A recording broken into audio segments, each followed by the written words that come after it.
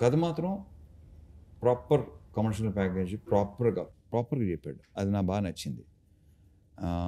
ఇక మిగతా అతను ఎలా చేయాలి, ఏ సీన్ ఎలా చేయాలి చెప్పాడు, నాకు క్లియర్గా చెప్పాడు. సో అప్పుడేంటంటే ఛాన్స్ తీసుకోవటమే. ఇప్పుడు చాలామంది కథ చాలా బాగా చెప్తారు, సినిమా ఎగ్జిక్యూషన్ అసలు టోటల్ ఫెయిల్ అవుతారు.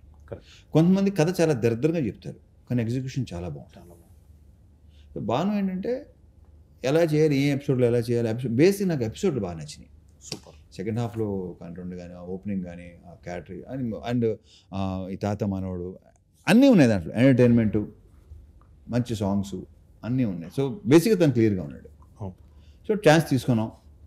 I hope, I wish. Yes, మీరు చేసేటప్పుడు నేను ఇది కూడా చెప్తాను, నేను ఎంజాయ్ చేశాను అంటే నేను ఇప్పుడు డిసప్పాయింట్ చేయాలి. సూపర్.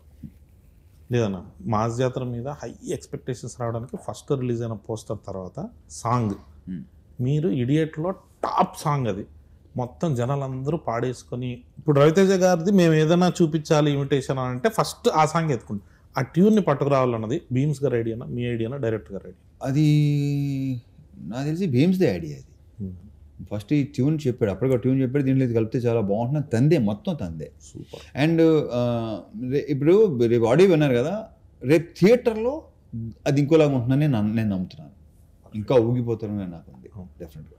అని శ్రీలీల గారి ఛాయిస్ మీద అన్నారు మామూలుగా అనుకున్నాం. దానికి ఏమి వేరే ఆప్షన్ పెట్టుకుని లీలా ముందు నుంచి లీలానే అనుకున్నాం. లీలా ఇంకోటి ఏంటంటే ఆ క్యారెక్టర్కి కంపల్సరీ తెలుగు స్పీకింగ్ ఫన్ కూడా చేయాలి. ఎందుకంటే డబ్బింగ్లో ఆ ఫన్ పోద్ది, డెఫినెట్గా రాదు అది.